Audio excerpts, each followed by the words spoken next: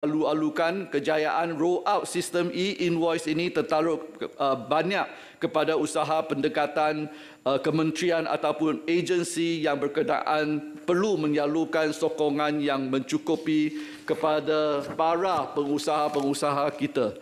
Persoalan saya adalah sejauh manakah Kementerian Kewangan terutamanya RHDN bekerjasama rapat dengan agensi-agensi lain dalam memahami keperluan pengusaha di pelbagai sektor dalam proses peralihan ke sistem e-invoice.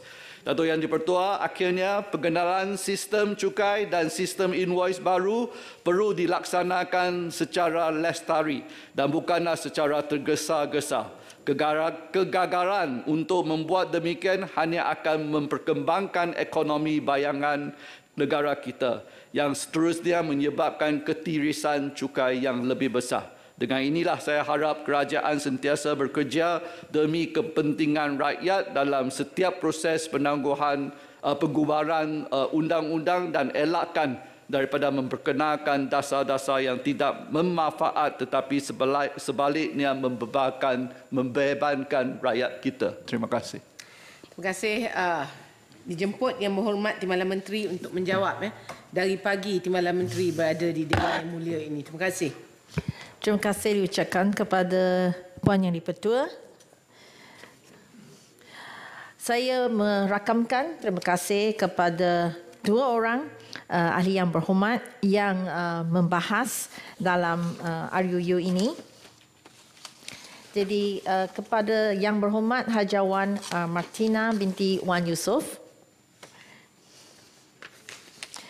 Untuk maklumat ahli yang berhormat, dengan pelaksanaan cukai keuntungan modal CGT mulai 1 Mac 2024, kerajaan mengunjurkan tambahan hasil sekitar 800 juta ringgit setahun. Unjuran ini adalah berdasarkan trend pindah milik saham bagi semua kategori syarikat sejak beberapa tahun terkini. Sehubungan ini, perincian hasil kutipan CGT berdasarkan kategori syarikat belum dapat diberikan sehingga analisa ke atas kutipan sebenar dapat dibuat kelak. Pengecualian ke atas unit amanah ini dijangka akan memberi kesan pengurangan kepada unjuran hasil yang bakal diperoleh daripada pelaksanaan CGT. Namun demikian, kerajaan berpandangan bahawa kesan hasil adalah tidak ketara, malah pengecualian CGT ke atas unit amanah akan membantu melonjakkan lagi prestasi pasaran modal di samping memberi manfaat sepenuhnya kepada lebih 90% pelabur individu yang membuat pelaburan dalam industri tersebut. Kerajaan mengambil maklum pertanyaan ahli yang berhormat sama ada akan diperkenalkan cukai keuntungan modal ke atas pelupusan saham tersenarai. Namun begitu, kerajaan berpandangan pengenaan cukai keuntungan modal masih belum sesuai dikenakan ke atas saham tersenarai pada masa ini. Pendekatan ini diambil bagi memastikan bursa saham tempatan dapat terus kompetitif dan berdaya saing dengan negara serantau. Kerajaan mengambil maklum atas keperhatian Yang Berhormat Senator berkenaan pelaksanaan cukai keuntungan modal ke atas foreign source income dengan izin di mana ia adalah dalam bentuk perluasan skop kepada foreign source income sedia ada yang selama ini meliputi pendapatan dividen, faedah, sewa dan royalty oleh syarikat dan tidak melibatkan individu. Malaysia mengambil pendekatan yang sama seperti Singapura dan Hong Kong dalam melaksanakan CGT FSI, Foreign Source Income, seperti mana ditetapkan dan dipersetujui oleh pihak EU COCG di mana pengecualian cukai akan diberi kepada mana-mana syarikat residen Malaysia termasuk unit amanah yang memenuhi syarat substantif ekonomi iaitu menggaji bilangan pekerja yang mencukupi dan mempunyai perbelanjaan operasi yang mencukupi.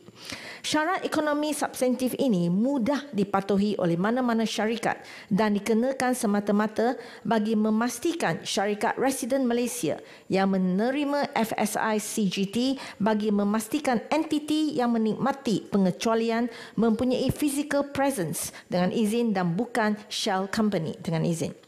Seterusnya menyumbang semula kepada ekonomi Malaysia.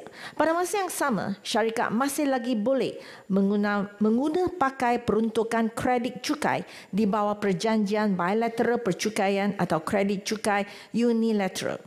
Adalah penting bagi kerajaan melaksanakan cukai keuntungan modal ke atas pendapatan sumber luar negara kerana pematuhan kepada amalan terbaik percukaian di peringkat antarabangsa termasuk komitmen di bawah EU akan terus menjadi rujukan Malaysia dalam menangani isu pelarian cukai dan double non-taxation. Dengan izin, pelibatan Malaysia dalam amalan terbaik percukaian akan memberikan impak dan imej positif kepada negara. Malaysia perlu keluar daripada grey list EU Code of Conduct Group di mana Malaysia dianggap harmful sekiranya memberi pengecualian cukai ke atas FSI tanpa mengenakan sebarang syarat substantif. Implikasi sekiranya Malaysia kekal atau lebih buruk dimasukkan ke dalam senarai blacklist Kesatuan Eropah ialah Malaysia boleh dikenakan preventive measures oleh Kesatuan Eropah yang boleh dilaksanakan oleh negara ahli Kesatuan Eropah sama ada melalui tindakan percukaian, pengenaan cukai lebih tinggi kepada syarikat yang berdagang dengan Malaysia atau bukan percukaian iaitu halangan perdagangan melalui pengenaan syarat ketat ke atas perdagangan antara negara ahli Kesatuan Eropah dan Malaysia. Berkenaan pelaporan CGT yang baru dilaksanakan mulai 1 Mac 2024, dimaklumkan belum ada pelupusan CGT yang dilaporkan setakat ini. Dan berkenaan dengan jawapan kepada Yang Berhormat Senator Datuk Dr. Dominic Lau, kerajaan turut memahami keperluan untuk meminimumkan kesan cukai ke atas sektor sensitif seperti pasaran saham dan mata wang. Justru bagi fasa pertama ini, pengenaan cukai keuntungan modal hanya ke atas saham tidak tersenarai dalam syarikat tempatan. Walau bagaimanapun, pengecualian cukai keuntungan modal akan diberikan kepada pelupusan saham tidak tersenarai bagi aktiviti-aktiviti perniagaan seperti tawaran awam permulaan atau initial public offering IPO dengan izin, penstrukturan syarikat dalam kumpulan yang sama, internal restructuring dengan izin, syarikat modal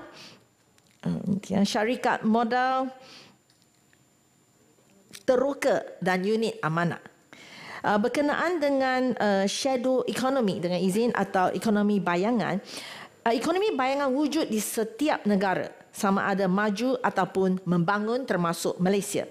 Laporan daripada Economic Outlook bagi tahun 2021 menunjukkan bahawa saiz shadow economy di Malaysia telah menunjukkan kadar penurunan. Secara puratanya bagi tempoh tahun 2010 hingga 2019, saiz shadow economy adalah dianggarkan 21.2% berbanding tempoh tahun 2000 hingga 2009 di mana saiz ekonomi bayangan adalah 30.2% berbanding KDNK negara.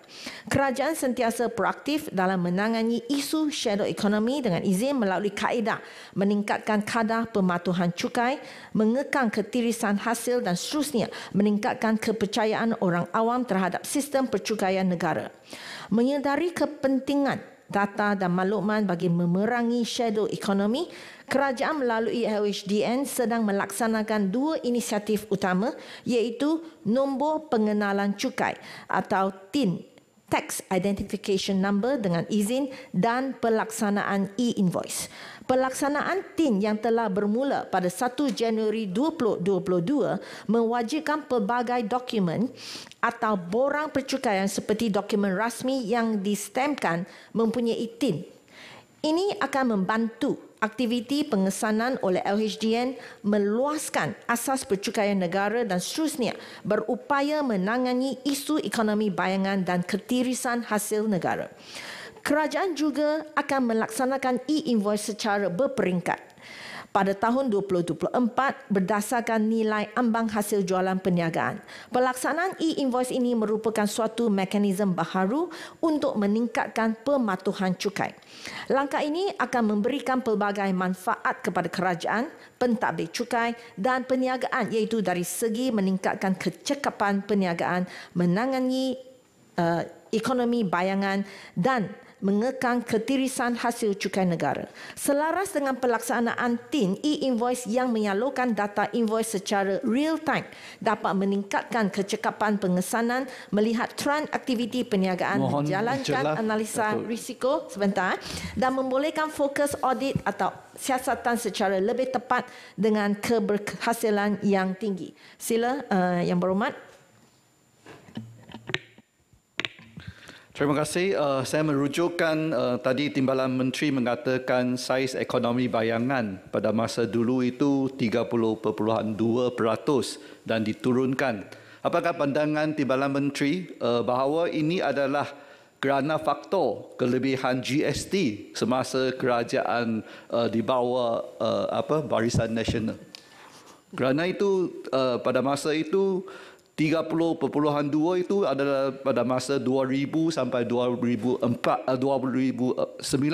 Tetapi dikurangkan kepada 21.2 itu adalah pada masa 2015 tahun until 2018. That means it's during Najib's time lah. Thank you.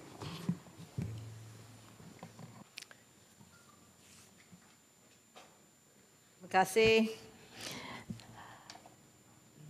Saya di sini tidak seperti di Dewan Rakyat, jadi kita go by facts lah, okay? Alright, saya akan teruskan, nanti saya akan jawab ini.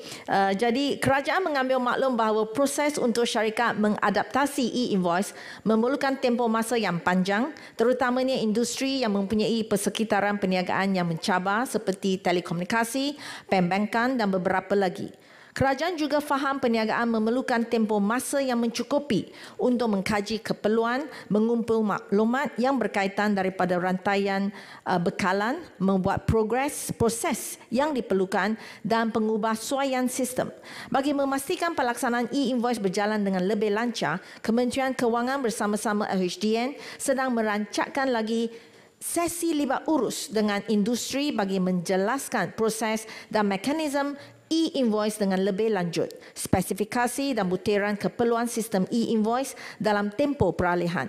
LHDN telah dan sedang dalam proses untuk mengeluarkan soalan lazim atau kita panggil FAQ dengan izin spesifik kepada beberapa industri mengikut kesesuaian dengan keperluan industri seperti penjagaan kesihatan, pembinaan, telekomunikasi, e-dagang dan operasi petroleum.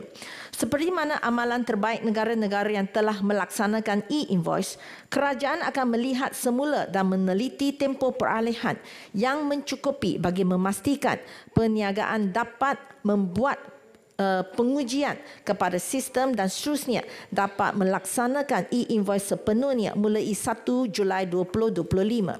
Bagi memastikan pelaksanaan e-invoice berjalan lancar mengikut garis masa yang ditetapkan bagi golongan PMKS, Lembaga Hasil Dalam Negeri sedang meneliti beberapa cadangan penyelesaian, antaranya menggalakkan aktiviti kesedaran dan pendidikan pelaksanaan e-invoice, menyediakan aplikasi mudah alih e-invoice yang mesra dan mudah pengguna untuk melaksanakan transaksi dan meringankan proses pengeluaran invoice bagi perniagaan kecil. Untuk membangunkan aplikasi mudah alih ini, LHDN sedang dalam perbincangan dengan beberapa solution providers yang sedia ada untuk meneliti konsep yang optimum bagi para pengguna. LHDN juga menaik taraf ciri-ciri platform MyTax dan MyInvoice Portal bagi memastikan pelaksanaan e-invoice lebih mudah dilaksanakan oleh PMKS dengan izin dan dalam mengemukakan maklumat melalui QR Code. Juga kita menggalakkan PMKS untuk menggunakan platform pembayaran digital bagi memudahkan pelaksanaan e-invoice dan akhirnya bagi mengatasi isu internet, sesi libat urus dengan kementerian akan digiatkan dalam memastikan isu internet dan akses dapat diatasi.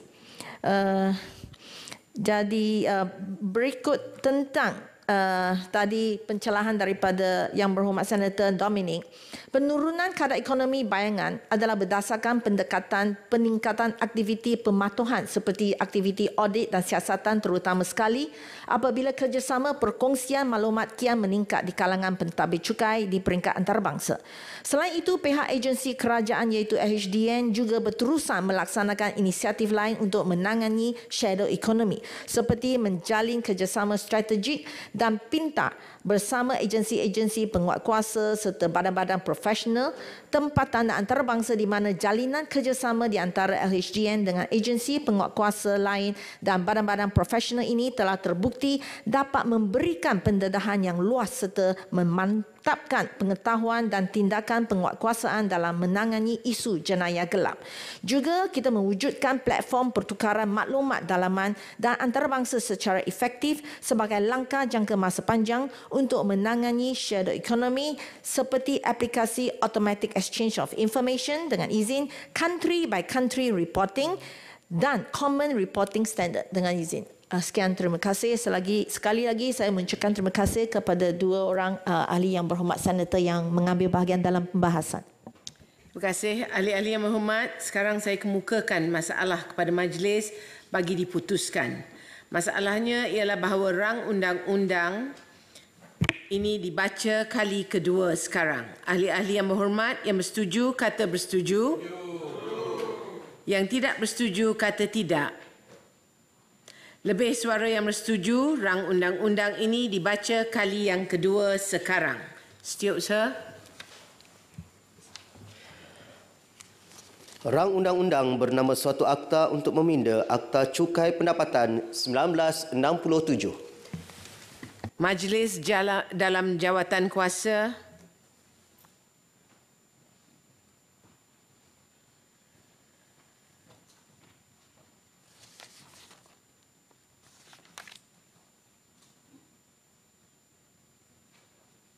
Setiausaha. Fasal-fasal 1 hingga 9.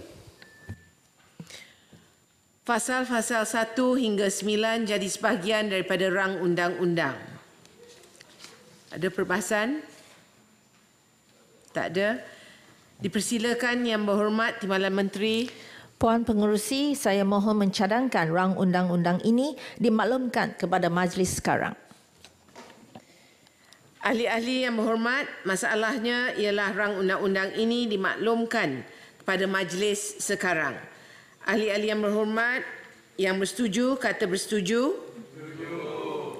Yang tidak bersetuju kata tidak. Lebih suara yang bersetuju, majlis bersidang semula sebagai majlis mesyuarat.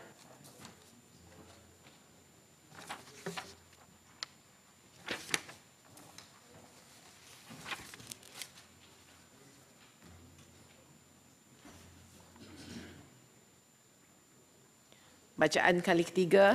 Puan Yang di-Pertua, saya mohon memaklumkan bahawa suatu akta untuk meminda Akta Cukai Pendapatan 1967 telah dipertimbangkan dalam jawatan kuasa dan telah dipersetujukan tanpa pindaan. Saya mohon mencadangkan iaitu rang undang-undang ini dibacakan kali yang ketiga dan diluluskan sekarang. Ada siapa yang menyokong? Saya mohon menyokong. Masalahnya ialah bahawa rang undang-undang ini dibaca kali yang ketiga dan diluluskan sekarang. Ahli-ahli yang bersetuju kata bersetuju. Yang tidak bersetuju kata tidak. Lebih suara yang bersetuju. Rang undang-undang ini dibacakan kali yang ketiga dan diluluskan sekarang. Setiausaha. Rang undang-undang bernama suatu akta untuk meminda Akta Cukai Pendapatan 1967. Setiausaha. DR 10/2024 Rang Undang-Undang Cukai Aktiviti Perniagaan Labuan Pindaan 2024. Bacaan kali yang kedua. Dipersilakan Yang Berhormat Timbalan Menteri. Terima kasih Puan Yang di-Pertua.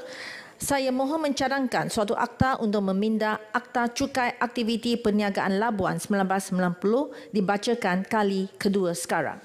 Puan Yang di-Pertua, Ruang Undang-Undang Cukai Aktiviti Perniagaan Labuan Pindaan 2024 yang dicadangkan adalah bertujuan melaksanakan pindaan berbangkit berkaitan pelaksanaan e-invoice di bawah akta ini seperti mana pindaan yang telah dibuat di dalam Akta Cukai Pendapatan 1967. Ruang undang-undang ini mempunyai 2 fasal yang meminda Akta Cukai Aktiviti Perniagaan Labuan 1990.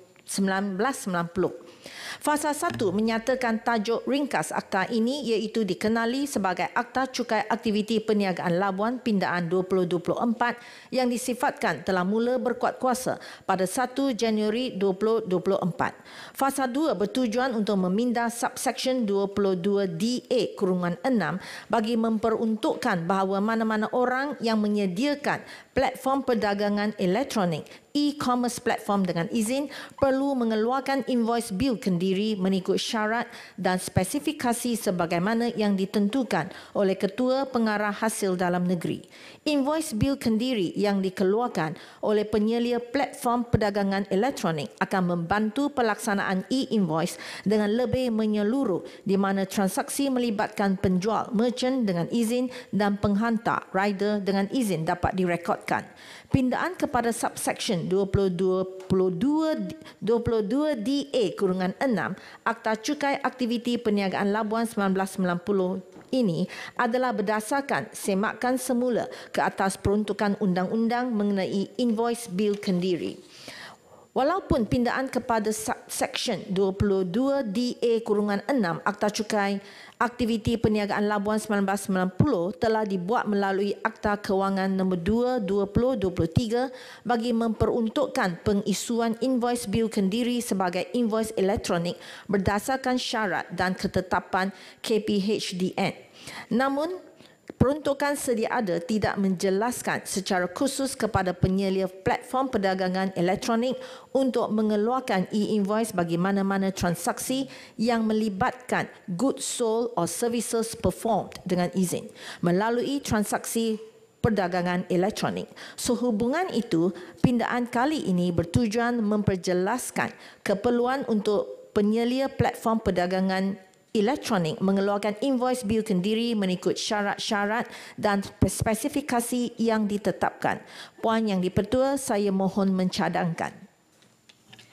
Ada siapa yang menyokong? Saya mohon menyokong, Tuan Di-Pertua. Ahli-ahli yang berhormat, masalah di hadapan majlis ialah suatu akta untuk meminda Akta Cukai Aktiviti Perniagaan Labuan 1990. Dibacakan kali yang kedua sekarang dan terbuka untuk dibahaskan. Ahli-ahli yang berhormat, di hadapan saya ada seramai 2 orang ahli yang hendak membahas. Maka saya membuat ketetapan bahawa masa yang diberikan adalah 5 minit seorang. Dipersilakan Yang Berhormat Senator Datuk Muhammad Hishamuddin bin Yahya.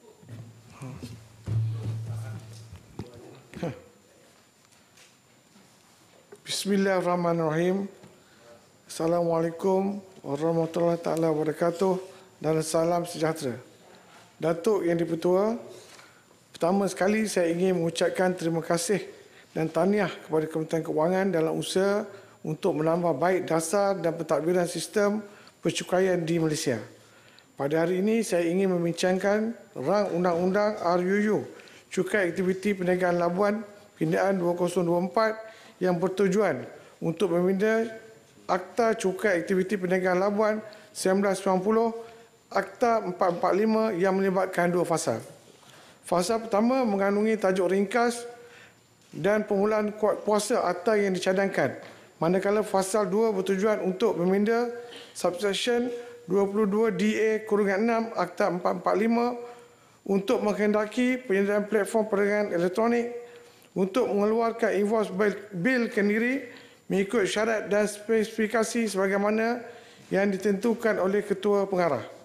Pindaan kali ini telah menjelaskan secara khusus mengenai penyediaan platform perdagangan elektronik untuk menyediakan invoice yang tidak dinyahkan di dalam Akta Kewangan nombor 2 2023.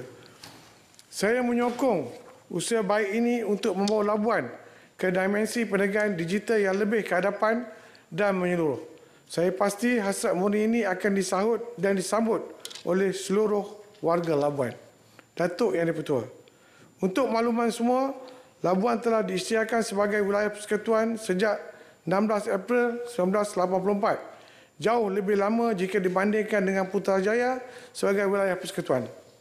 Tetapi jika kita hendak membandingkan demografi ekonomi penduduk di antara wilayah persekutuan Kuala Lumpur, Putrajaya dan Labuan tersangat jauh bezanya.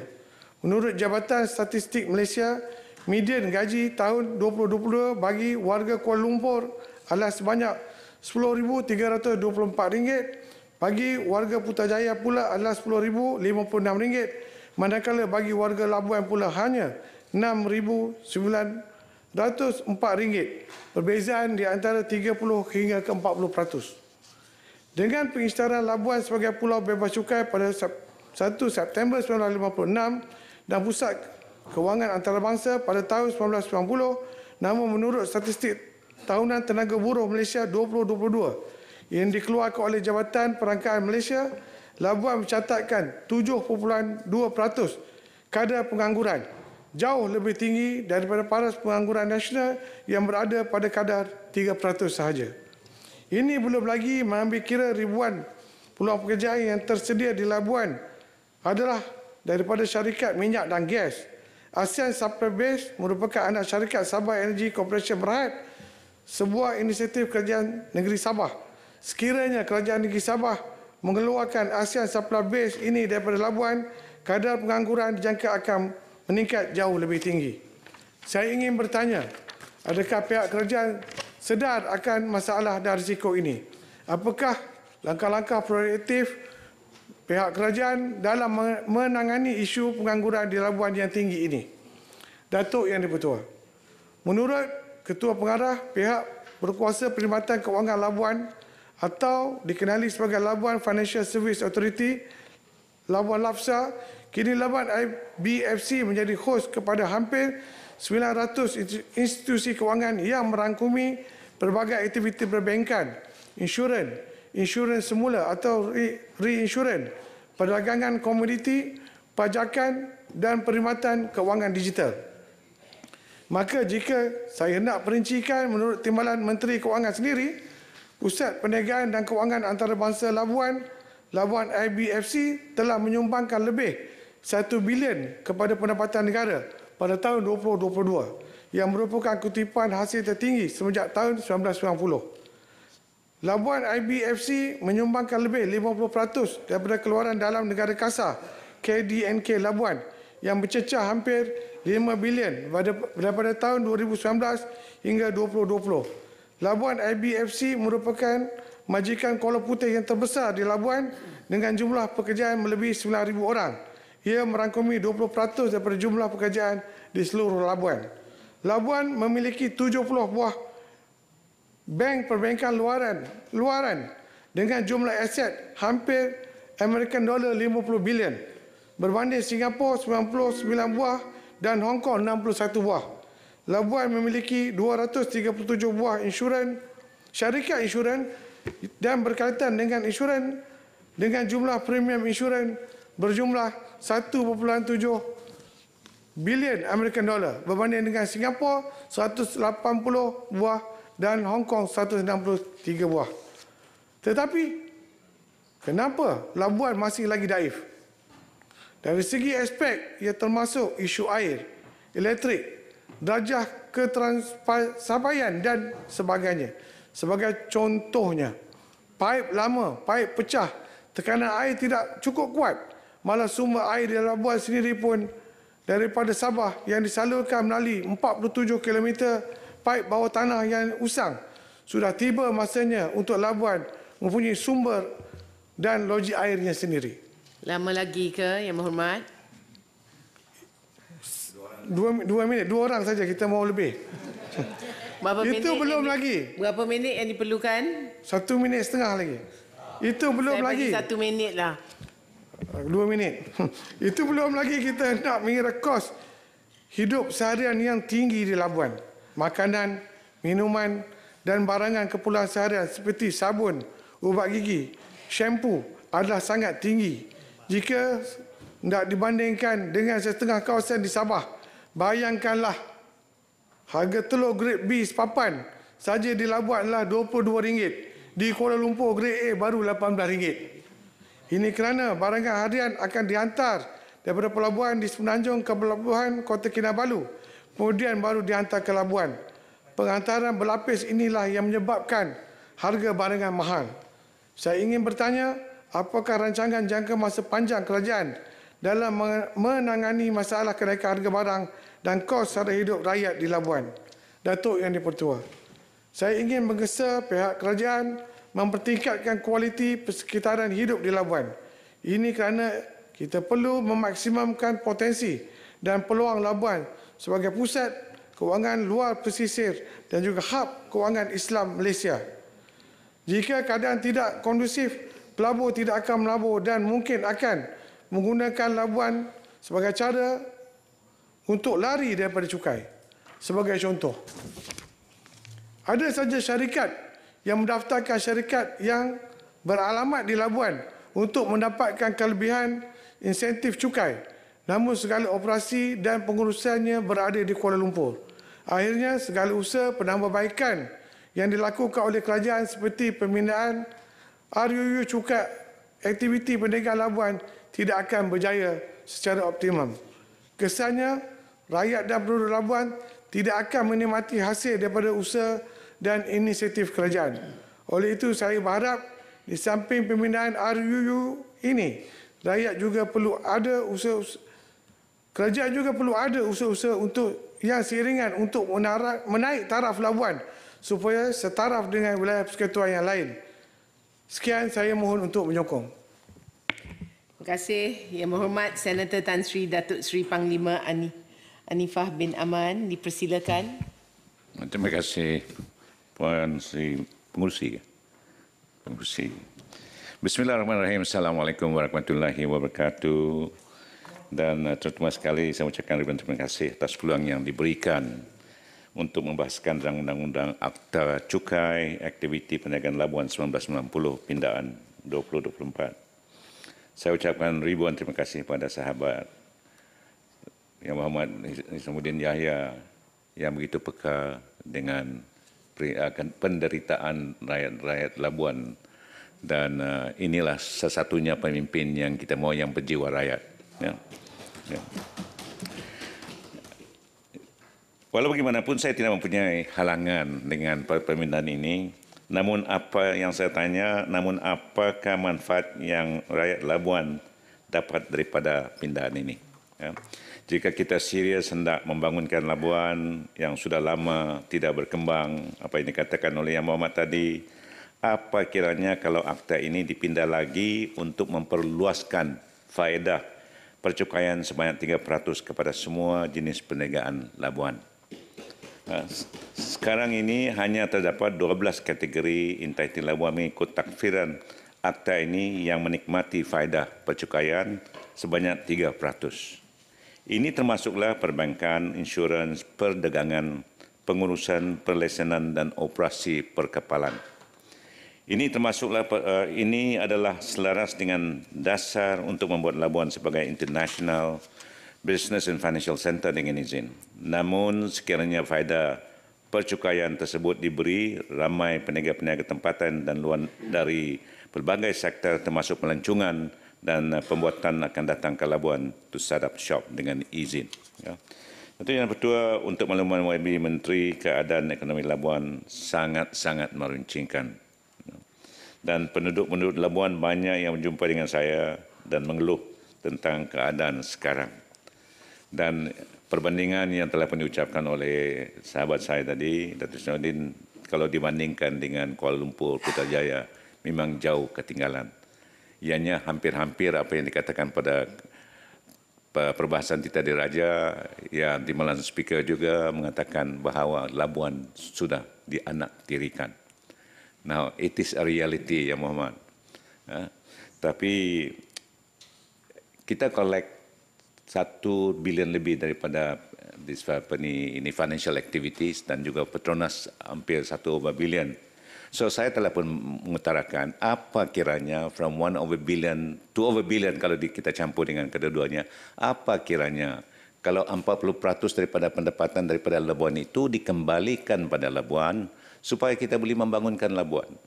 Tapi kalau peruntukan-peruntukan kita cuma berdasarkan pada gaji-gaji, pungut sampah, membersihkan parit-parit, sampai hari kiamat pun kita tidak akan dapat mengembangkan Labuan.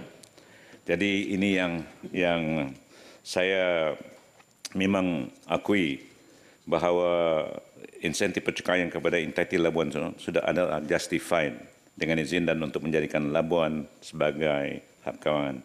Walau bagaimanapun, alangkah baiknya jika ekosistem keseluruhan Labuan juga adalah investor friendly dengan izin.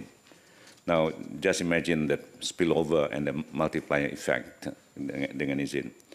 Now, sekarang ni ramai di antara anak-anak Labuan yang disebutkan oleh juga sahabat saya tadi, unemployed. And such a small island, jadi I think di antara yang terendah yang mendapat pekerjaan di Labuan. Jadi kita minta bahawa perluasan kadar percukaian ini dapatlah kita sekiranya yang saya katakan tadi, killing many birds with one stone dengan izin. Dan saya Yang Berhormat, saya tidak mau cakap panjang oleh kerana masa hampir. Tapi it's very simple terms, in simple language. Something has to be done to Labuan, without which Labuan will remain as an island. Soon there will not be many people residing there, leave alone visiting there dengan izin. Terima kasih. Terima kasih Yang Berhormat. Sekarang saya menjemput Yang Berhormat Timbalan Menteri untuk menjawab. Menjawablah dengan ihsan terutama sekali kepada rakyat Labuan.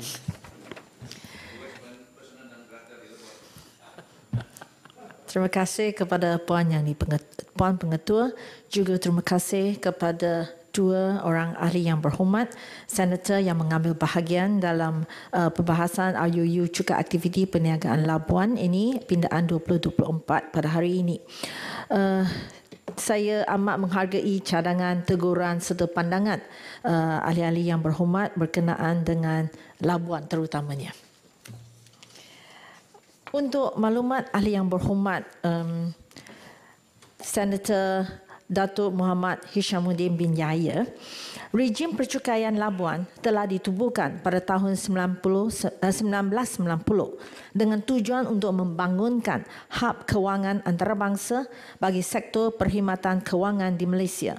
Pada tahun 2019, rejim percukaian Labuan telah ditambah baik bagi memastikan hanya aktiviti yang layak bagi pusat kewangan antarabangsa diberikan kadar cukai preferential, iaitu pada kadar 3% ke atas keuntungan audit bersih bagi aktiviti perdagangan Labuan dengan 0% bagi aktiviti bukan perdagangan Labuan. Selain itu, bagi memastikan entiti Labuan mempunyai economy presence di Labuan dengan izin, syarat substantif telah dikenakan seperti pekerja sepenuh masa dan perbelanjaan operasi tahunan di Labuan. Penempatan syarat substantif ini adalah di kadar minimum yang bertujuan untuk membuka peluang pekerjaan di Labuan dan seterusnya meningkatkan pembangunan Labuan. Berdasarkan data Labuan Financial Service Authority dengan izin LFSA, bilangan pekerja di Labuan telah meningkat daripada 2,658 pada tahun 2019 kepada 3,047 pada tahun 2023.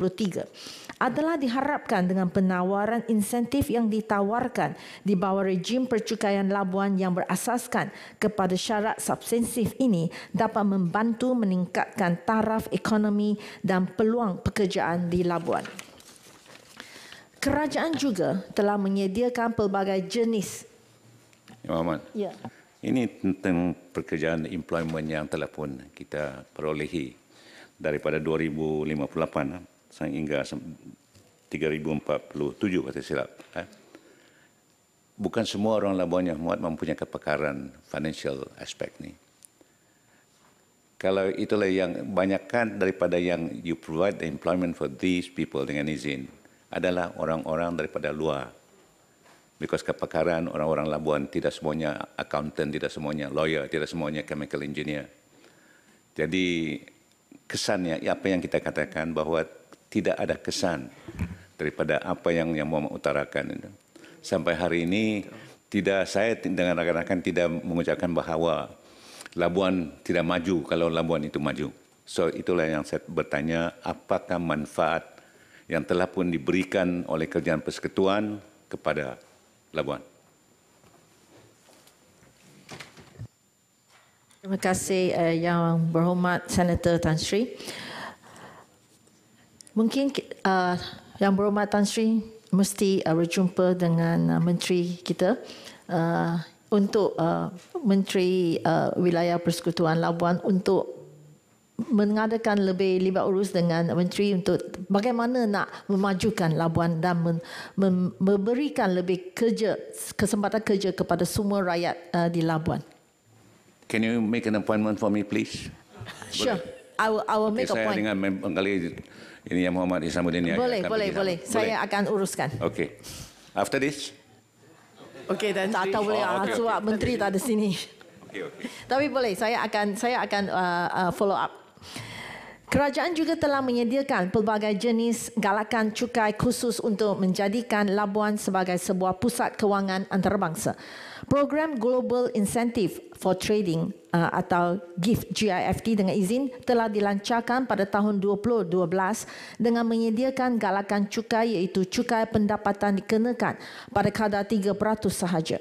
Program GIFT GIFT telah ditambah baik dengan pemberian pengecualian cukai pendapatan 100% ke atas pendapatan berkanun untuk tempoh 3 tahun pertama operasi kepada syarikat yang menjalankan aktiviti dagangan yang layak di Labuan melibatkan produk seperti berikut.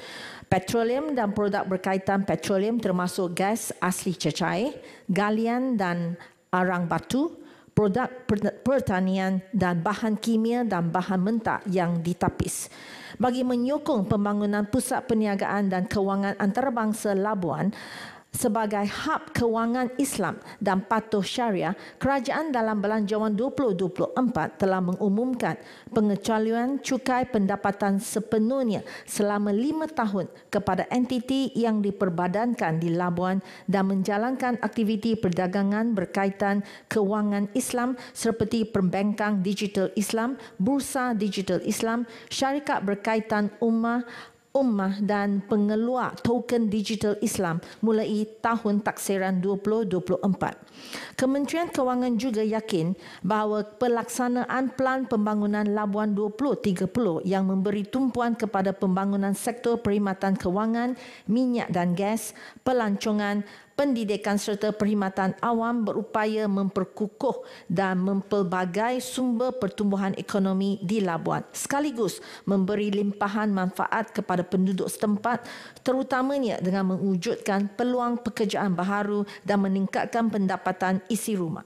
Bagi memastikan matlamat Pelan Pembangunan tersebut tercapai, sumbangan dan kerjasama daripada semua pihak termasuk pihak berkuasa tempatan dalam meningkatkan usaha mempromosikan potensi pelaburan di Labuan adalah amat penting bagi menjamin kemampanan ekonomi Labuan dalam jangka masa panjang.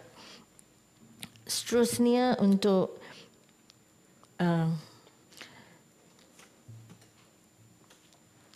untuk menjawab kepada Yang Berhormat Senator Tan Sri Datuk Seri Panglima Anifah bin Aman. Untuk maklumat Yang Berhormat Senator Tan Sri, pelaksanaan e-invoice akan meningkatkan kecekapan dan melancarkan operasi perniagaan pembayar cukai termasuk di Labuan serta meningkatkan tahap pematuhan cukai. Selain itu, manfaat lain adalah seperti mengurangkan proses manual dan kesilapan, pemprosesan invoice bersepadu melalui penyediaan dan pengemukaan dokumen transaksi dan data secara elektronik, memudahkan pengemukaan borang nyata, pelaporan percukaian yang cepat dan tepat melalui integrasi sistem yang lancar, meningkatkan kecekapan operasi dari segi penyempatan masa dan kos dan mendigitalkan pelaporan pencukaian dan kewangan. Pelaksanaan e-invoice dapat memperkemaskan operasi perniagaan yang bersaiz besar, meningkatkan kecekapan dan menjimatkan masa serta kos melalui proses otomasi, integrasi data yang lancar dan pengurusan invoice yang lebih efisien. Secara umum, hasil cukai akan disalurkan ke dalam kumpulan wang disatukan dan akan diagihkan mengikut perancangan perbelanjaan bagi operasi dan pembangunan setiap negeri. Berhubung cadangan yang berhormat, supaya kerajaan memberikan faedah percukaian kepada semua jenis perniagaan di Labuan mengikut peratusan yang bersesuaian, secara umumnya ini adalah tidak berbangkit. Ini kerana di bawah Akta Penggalakan Pelaburan 1986 dan Akta Cukai Pendapatan 1967, kerajaan telah menyediakan pelbagai jenis insentif cukai yang ditawarkan kepada industri yang layak, termasuk bagi aktiviti perkilangan dan perkhidmatan yang dijalankan di seluruh negara termasuk Labuan. Malah terdapat aktiviti yang digalakkan layak menikmati pengecualian cukai pendapatan sepenuhnya berbanding kadar cukai preferential dengan izin di bawah rezim percukaian Labuan. Ini merupakan jawapan yang saya boleh berikan di sini. Saya juga ingin mengucapkan terima kasih kepada semua yang mengambil bahagian dan saya juga ingin mengambil kesempatan ini untuk mengucapkan selamat menyambut Hari Raya Aidilfitri kepada Puan Yang di-Pertua dan semua ahli yang berhormat Senator. Tidak lupa juga kepada semua umat Islam yang akan menyambutkan tidak lama lagi selamat Hari Raya dan maaf zahir dan batin. Boleh sedikit? Boleh. Yang Muhammad, terima kasih. Tapi apa yang saya lihat Yang Muhammad baca daripada apa yang telah pun dikemukakan. Tapi that is not the truth. Okay, that is not the truth. Ini macam cukai-cukai yang diberi. Tidak ada di antaranya yang memberi manfaat pada rakyat Labuan. Employment yang Muhammad katakan, tidak ada di antaranya yang boleh kita katakan, oh kita dapat employment as a result of oil and gas apa semua ni. Cuma saya katakan, if you want to extend 3% cukai pada syarikat-syarikat ini, produk petronas ke dengan kawangan, but does not benefit the people in Labuan, Yang Muhammad. Kita mau tengok the real benefit to the people of Labuan yang mereka boleh merasai bahawa sekian lama sudah pun menjadi wilayah persekutuan, tapi sampai hari ini perubahan tidak banyak. Now, if you say this one yang introduction of the cukai-cukai itu ada membawa manfaat pada yang Muhammad katakan tadi pada rakyat Labuan, then I'm telling you it's not true. So something has to be done. Because lambat laun, kalau ianya telah dibiarkan itu seolah-olah kita dipinggirkan, dianaktirikan, how long more do we have to wait to see Labuan become an entity comparable to Langkawi, comparable to bukan Putrajaya lah, but Bali, Phuket dan lain-lainnya. Now, without which, maybe Yang Muhammad will still be here. 10 years later, you're standing here and asking, jawab soalan, no? Labuan will still be the same.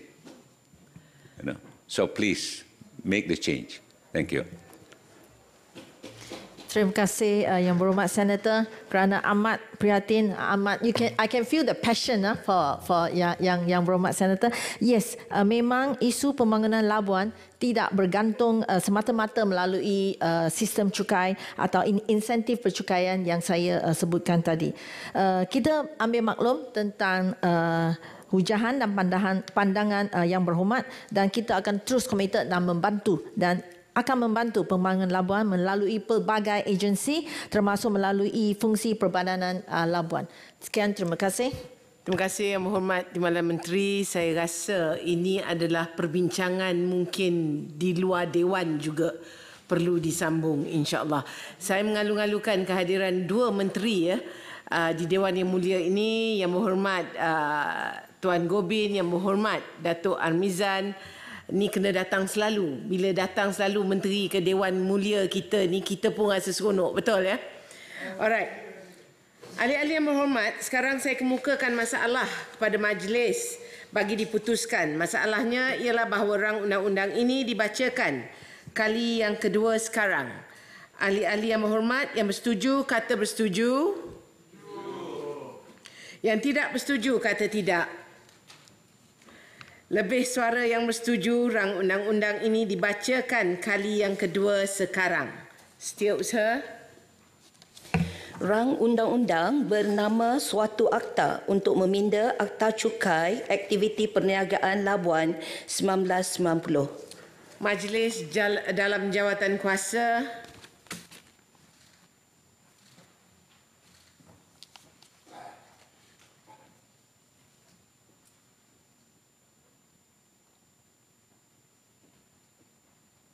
Setiausaha.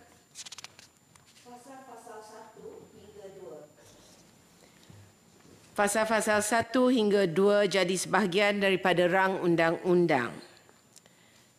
Tiada yang nak berbahas? Dipersilakan Yang Berhormat Timbalan Menteri. Puan Pengerusi, saya mohon mencadangkan rang undang-undang ini dimaklumkan kepada majlis sekarang. Ahli-ahli yang berhormat, masalahnya ialah rang undang-undang ini dimaklumkan kepada majlis sekarang. Ahli-ahli yang bersetuju kata bersetuju. Yang tidak bersetuju kata tidak.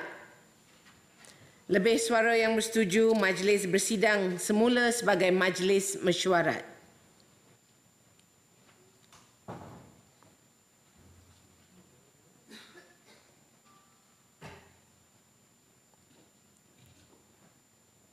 Bacaan kali ketiga. Terima kasih Puan Yang di-Pertua. Saya mohon memaklumkan bahawa suatu akta untuk meminda Akta Cukai Aktiviti Perniagaan Labuan 1990 telah dipertimbangkan dan dalam jawatan kuasa dan telah dipersetujukan tanpa pindaan. Saya mohon mencadangkan iaitu rang undang-undang ini dibacakan kali yang ketiga dan diluluskan sekarang. Ada siapa yang menyokong? Datuk Yang di-Pertua, saya mohon menyokong. Masalahnya ialah bahawa rang undang-undang ini dibacakan kali yang ketiga dan diluluskan sekarang.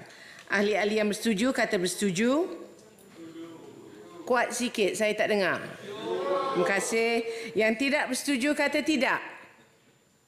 Lebih suara yang bersetuju. Rang undang-undang ini dibacakan kali yang ketiga dan diluluskan sekarang. Setiausaha. Rang undang-undang bernama suatu akta untuk meminda Akta Cukai Aktiviti Perniagaan Labuan 1990. Setiausaha, teruskan. DR 8/2024, Rang Undang-Undang Keselamatan Cyber 2024 dengan pindaan di peringkat jawatan kuasa sebuah buah Majlis Dewan Rakyat. Bacaan kali yang kedua.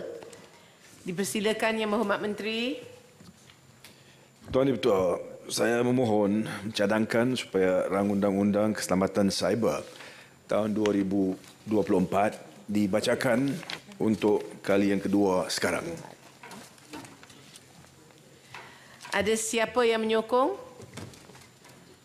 Saya mohon Belum lagi. menyokong. Tak maaf, huraian. Dipersilakan. Minta maaf. Diganggu tadi. Tidak ada masalah. Terima kasih. Tuan Di-Pertua, dalam hal mendepani cabaran era teknologi dan pendigitalan pada masa ini dan bagi kami merealisasikan aspirasi Malaysia untuk bersaing dengan lebih efisien di pasaran global, semua pihak perlu memanfaatkan teknologi dan pendigitalan, khususnya dalam semua sektor yang memberi impak yang signifikan kepada kemajuan negara yang lebih pesat. Justru itu, Tuan Di-Pertua, kerajaan dan pelbagai pihak telah melaksanakan inisiatif-inisiatif bagi memperluas penggunaan teknologi dan aplikasi yang berteraskan digital dalam usaha menyampaikan perkhidmatan kepada pelanggan. Selaras dengan itu, kerajaan telah pun meletakkan komitmen yang tinggi dalam penggunaan teknologi maklumat dan komunikasi ataupun disebut sebagai ICT bagi menyokong inisiatif negara ke arah ekonomi digital dan industri 4.0 melalui teknologi memuncul ataupun kita sebut sebagai emerging technologies seperti teknologi generasi kelima 5G, the Internet of Things, IoT dan Artificial Intelligence, AI.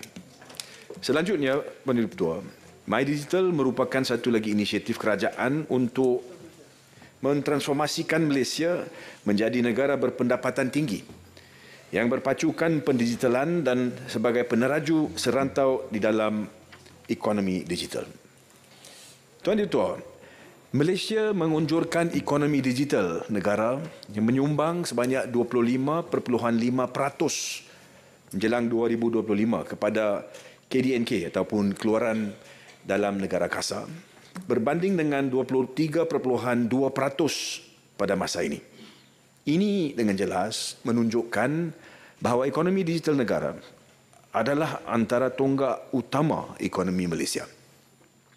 Peningkatan, Tuan Ketua, prasarana teknologi dan digital ini akan membuka ruang yang lebih besar kepada ancaman cyber, yang mana rangkaian infrastruktur digital tersambung kepada semua pengguna sama ada kerajaan, entiti infrastruktur maklumat kritikal negara, organisasi swasta, industri dan orang ramai.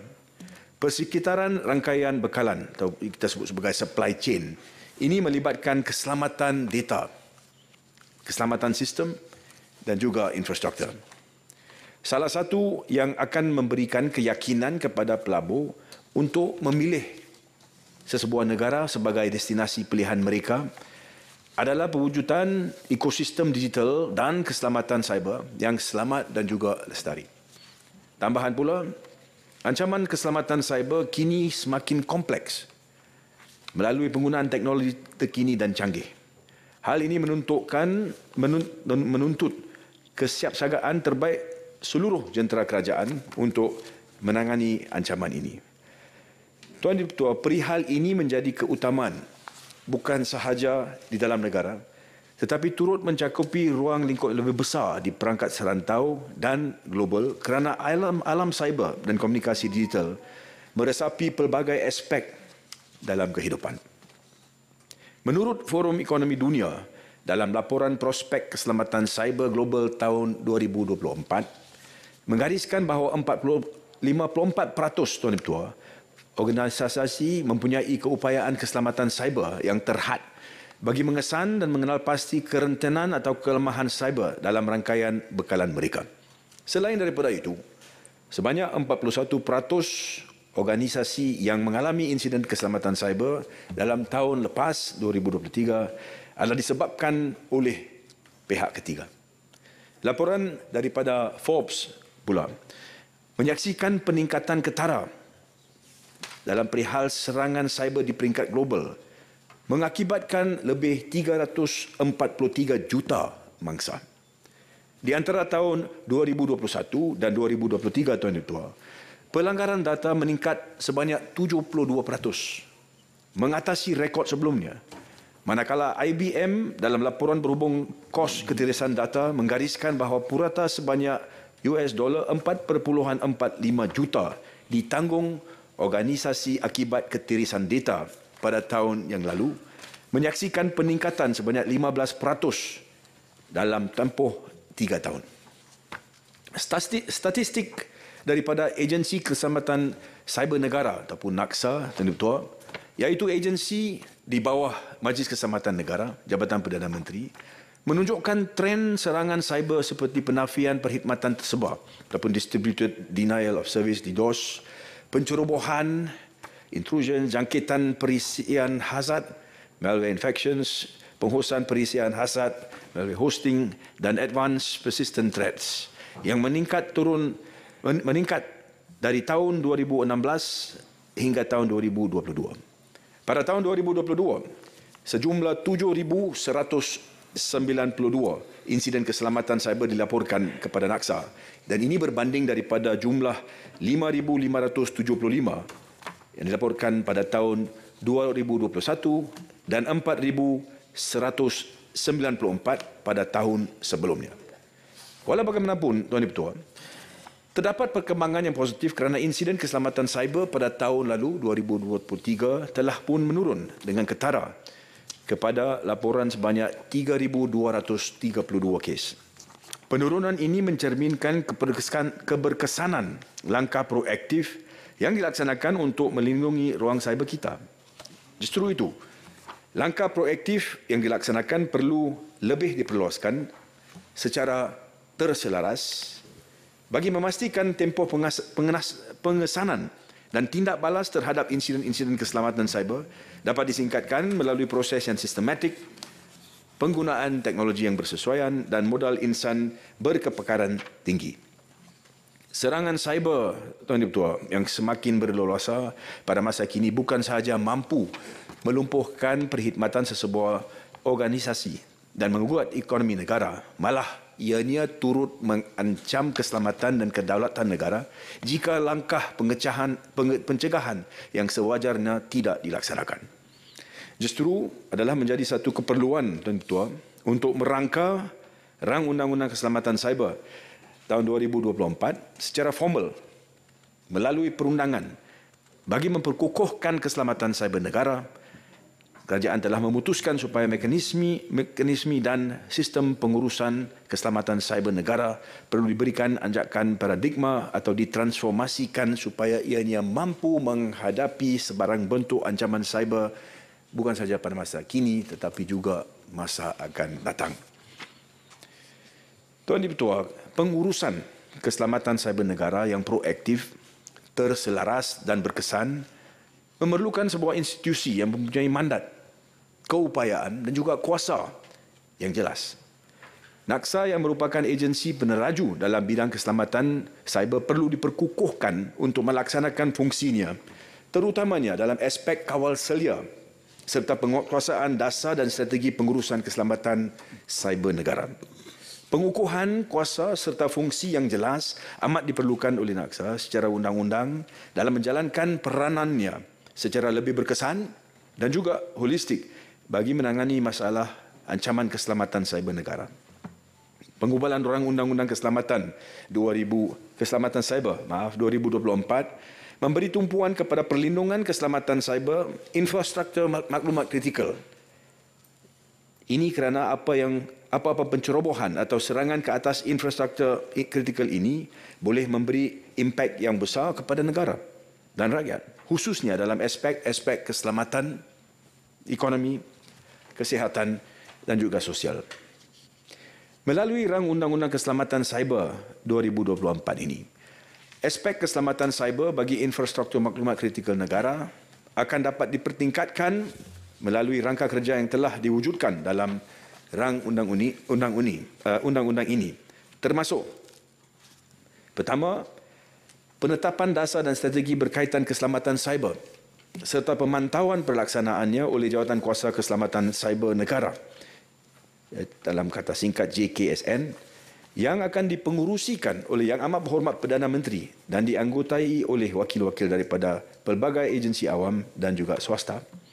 Kedua, pelaksanaan dan pematuhan kehendak yang diperuntukkan dalam Rang Undang-Undang ini dan tata amalan yang berkaitan dengan keselamatan cyber oleh ketua-ketua sektor dan pemilik atau pengendali komputer dan sistem komputer yang merupakan infrastruktur maklumat kritikal negara. Ketiga, Tuan Ketua, penyelarasan tindakan berkaitan keselamatan cyber dan penguatkuasaan peruntukan Rang Undang-Undang ini oleh NACSA. Keempat, perlesenan pemberi perkhidmatan keselamatan cyber.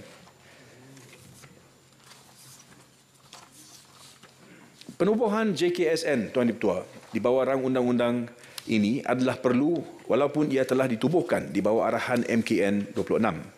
Pengurusan keselamatan negara kerana Rang Undang-Undang ini merupakan undang-undang khusus bagi menangani isu keselamatan cyber.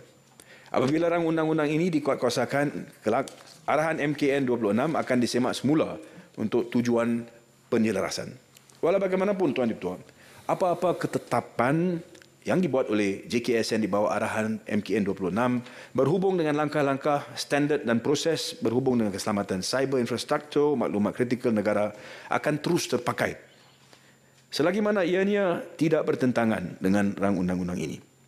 Kerajaan juga telah menjalankan kajian dan mengenal pasti perundangan sedia ada yang relevan seperti Akta Majlis Keselamatan Negara tahun 2016, Akta 776, Akta Komunikasi dan Multimedia tahun 1998, Akta 588, Akta Jenayah Komputer tahun 1997, Akta 563, Akta Perlindungan Data Peribadi tahun 2010, Akta 709 dan Akta Bekalan Elektrik tahun 1990, Akta 447. Untuk memastikan supaya tidak ada sebarang kelompangan, percanggahan atau pertindihan di antara undang-undang sedia ada dengan rang undang-undang ini.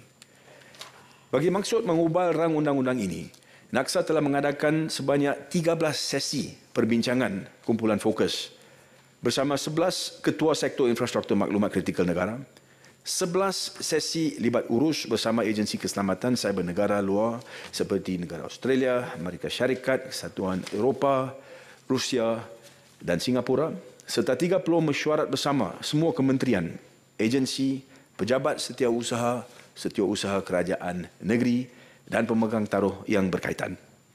Rang undang-undang ini, Tuan Ketua, akan mengikat kerajaan persekutuan dan juga kerajaan negeri. Ini dapat kita lihat apabila entiti kerajaan yang ditakrifkan di bawah rang undang-undang ini termasuklah kementerian dan jabatan kerajaan persekutuan dan kerajaan negeri yang boleh dilantik sebagai ketua sektor infrastruktur maklumat kritikal negara atau ditetapkan sebagai entiti infrastruktur maklumat kritikal negara dan mempunyai kewajipan-kewajipan tertentu yang dihuraikan di bawah rang undang-undang ini. Di antara kewajipan tersebut, Tuan Ketua, termasuklah untuk memberi maklumat mengenai infrastruktur maklumat kritikal negara yang dimiliki dan dikendalikannya, kewajipan untuk melaksanakan tata amalan atau codes of practice dengan izin, kewajipan untuk melaksanakan penilaian risiko keselamatan cyber dan audit, kewajipan melaporkan insiden keselamatan cyber dan juga latihan keselamatan cyber atau cyber security exercises. Kegagalan mematuhi kewajipan yang dinyatakan di atas merupakan kesalahan di bawah rang undang-undang ini. Namun begitu, Tuan Ketua, tiada tindakan pendakwaan boleh dibawa terhadap kerajaan persekutuan atau kerajaan negeri bagi apa-apa kegagalan untuk mematuhi peruntukan rang undang-undang ini. Dari segi pentadbiran kerajaan, pematuhan mana-mana peruntukan undang-undang bertulis akan sentiasa dipantau dan dititik beratkan. Kerajaan akan mengambil segala langkah yang perlu untuk memastikan bahawa peruntukan rang undang-undang ini dipatuhi sepenuhnya oleh agensi-agensi di bawah kerajaan persekutuan dan juga agensi-agensi di bawah kerajaan negeri. Oleh itu, walaupun rang undang-undang ini memperuntukkan pengecualian kepada kerajaan persekutuan dan kerajaan negeri daripada didakwa bagi mana-mana kesalahan di bawah rang undang-undang ini tidak bermakna, Tuan Ketua, kelonggaran diberikan kepada kerajaan persekutuan dan kerajaan negeri dalam hal melaksanakan peruntukan rang undang-undang ini. Peruntukan yang serupa juga terdapat dalam undang-undang berkaitan dengan keselamatan cyber di Australia, iaitu Security of Critical Infrastructure Act 2018 dan Singapura, iaitu Cyber Security Act tahun 2018. Tuan Ketua, rang undang-undang keselamatan cyber 2024 mengandungi sejumlah 64 fasal dan satu jadual seperti yang diperincikan dalam salinan rang undang-undang ataupun dengan izin Blue Bill yang telah pun diedarkan kepada semua ahli-ahli yang berhormat. Peruntukan rang undang-undang keselamatan cyber 2024 meliputi elemen-elemen utama seperti berikut. Pertama, bahagian 1, fasal 1 sehingga 4 memperkatakan tentang perkara-perkara permulaan. Kedua, fasal 5 sehingga 9, Tuan Ketua, yang membuat peruntukan mengenai penubuhan jawatan kuasa keselamatan cyber negara. Fungsi-fungsi jawatan kuasa tersebut, mesyuarat dan sebagainya. Bahagian ini juga menyatakan bahawa Ketua Eksekutif NAKSA hendaklah menjadi setiausaha kepada jawatan kuasa tersebut. Kemudian ketiga, bahagian ketiga, fasal 10 sehingga 14, Tuan Ketua, membuat peruntukan berkaitan dengan kewajipan dan kuasa Ketua Eksekutif NAKSA termasuk hal peruntukan bagi penubuhan dan penyelenggaraan sistem pusat penyelarasan dan kawalan cyber negara serta kuasa untuk melantik mana-mana pakar yang berkelaikan dalam aspek keselamatan cyber. Bahagian yang keempat dan kedua merangkumi fasal 15 sehingga 24 yang membuat peruntukan antara lain tentang perlantikan dan juga fungsi ketua-ketua sektor infrastruktur maklumat kritikal negara dan penetapan serta pembatalan dan kewajipan entiti infrastruktur maklumat kritikal negara. Ketua Eksekutif NAKSA, Tuan Dipertua, juga akan diberi kuasa untuk menjalankan latihan-latihan berkaitan dengan keselamatan cyber. Kemudian, Tuan Dipertua, bahagian yang kelima, yang berkaitan dengan fasal 25 dan 26 yang membuat peruntukan tentang penyediaan dan juga pengendosan tata amalan serta penjelasan berhubungan tata amalan tersebut. Kemudian bahagian ke-6 yang merangkumi fasal 27 sehingga 34 yang membuat peruntukan berhubungan dengan aspek perlesenan, Tuan Dipertua, kelayakan, kelulusan, pembaharuan syarat, kewajipan serta pembatalan dan pengantungan lesen pemberi perkhidmatan keselamatan cyber. Ia juga membuat peruntukan larangan pemindah milikan atau penyerahakan lesen melainkan jika diberi kuasa oleh Ketua Eksekutif.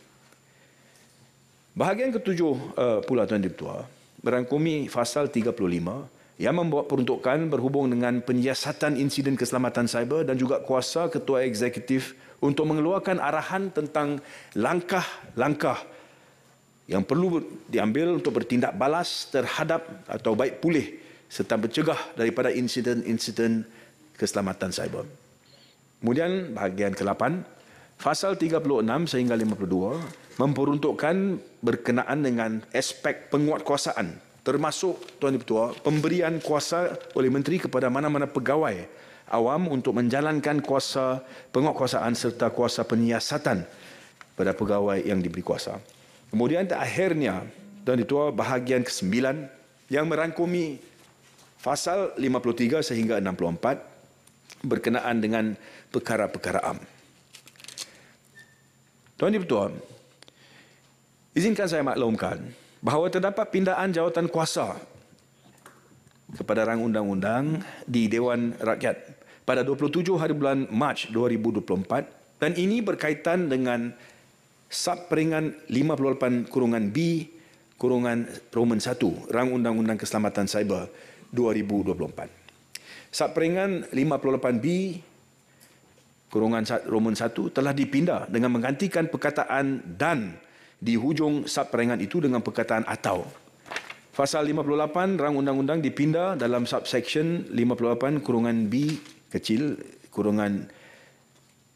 Roman 1 untuk menjelaskan lagi peruntukan yang berhubungan dengan fakta bahawa yang perlu dibuktikan oleh seorang pengarah, pegawai pematuhan, pekongsi, pengurus setiausaha atau pegawai lain yang seumpamanya bagi satu syarikat, pekongsian liability terhad firma, pertubuhan atau kumpulan orang yang lain di dalam hal keadaan apabila syarikat, perkongsian liability terhad firma, pertubuhan atau kumpulan orang yang lain didapati bersalah di atas satu kesalahan di bawah rang undang-undang ini. Oleh demikian, pindaan yang dibuat seperti yang telah pun didapatkan dalam pindaan jawatan kuasa perlu dibaca bersama-sama dengan rang undang-undang ini. Tuan Dipertua, rang Undang-Undang Keselamatan Cyber 2024 ini dapat membantu kerajaan untuk memastikan kebolehaksanaan dan kecekapan fungsi infrastruktur maklumat kritikal negara dalam menangani insiden keselamatan cyber. Hal ini dapat memastikan tahap keselamatan negara tidak dikompromi selain menjadi pemangkin kepada pertumbuhan ekonomi negara yang lebih kukuh dan mampan terutamanya dengan menyediakan persekitaran yang kondusif yang boleh memupuk keyakinan dan juga menarik pelabur asing untuk melabur dalam ekonomi digital negara. Oleh itu, mekanisme kawalan yang diperuntukkan dalam rang undang-undang ini perlu dilaksanakan dengan seberapa segera kerana ancaman cyber, Tuan Dipertua, boleh berlaku pada bila-bila masa dan tanpa dijangka. Kerajaan berharap agar rang undang-undang ini akan mendapat sokongan bipartisan daripada semua ahli Dewan ini tanpa mengira parti dan dengan meletakkan keselamatan negara sebagai pertimbangan yang utama. Tuan Dipertua, saya pohon untuk mencadangkan. Terima kasih. Ada siapa menyokong? Datuk Yang Pertua, saya mohon menyokong. Baik, ahli yang berhormat, Masalah di hadapan majlis adalah rang undang-undang bernama suatu akta untuk meningkatkan keselamatan cyber negara dengan mengadakan peruntukan bagi penubuhan jawatan kuasa keselamatan cyber negara, kewajipan dan kuasa eksekutif agensi keselamatan cyber negara, fungsi dan kewajipan ketua sektor infrastruktur maklumat kritikal negara dan entiti infrastruktur maklumat kritikal negara dan pengurusan ancaman keselamatan cyber dan insiden keselamatan cyber terhadap infrastruktur maklumat kritikal negara untuk mengawal selia pemberi perkhidmatan keselamatan cyber melalui pelesenan dan untuk mengadakan peruntukan bagi perkara yang berkaitan dibacakan kali kedua sekarang dan terbuka untuk dibahaskan. Ahli yang berhormat, di hadapan saya ada seramai 14 orang yang hendak berbahas. Maka saya berikan 5 minit seorang. Dipersilakan Yang Berhormat Senator Datin Ros Suriati Alang.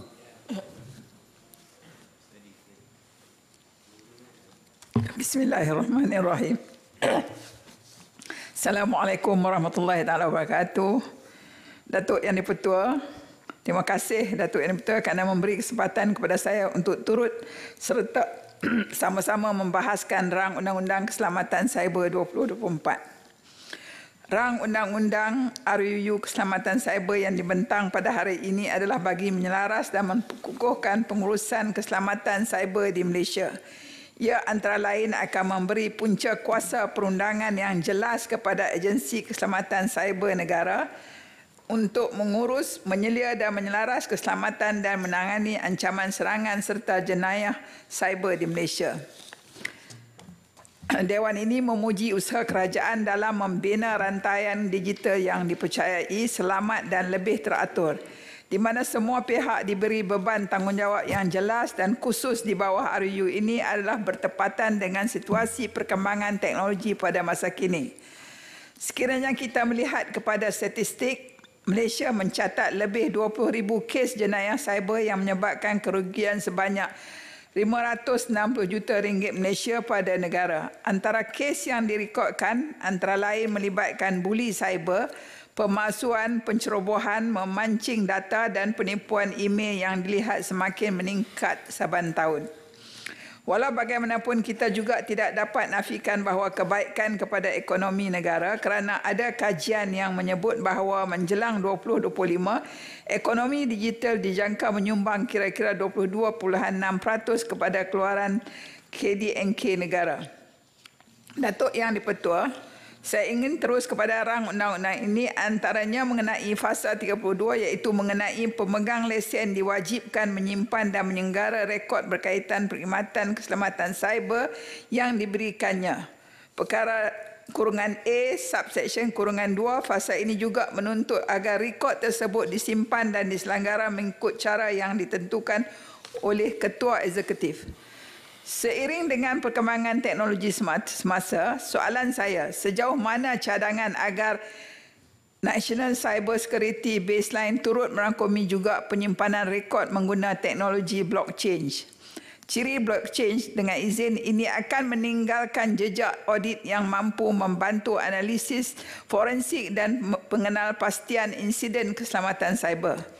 Seterusnya mengenai fasa 12, yang bertujuan untuk memberi kuasa kepada Ketua Eksekutif untuk melantik mana-mana pakar yang berkelaikan dalam keselamatan cyber sebagai pakar keselamatan cyber.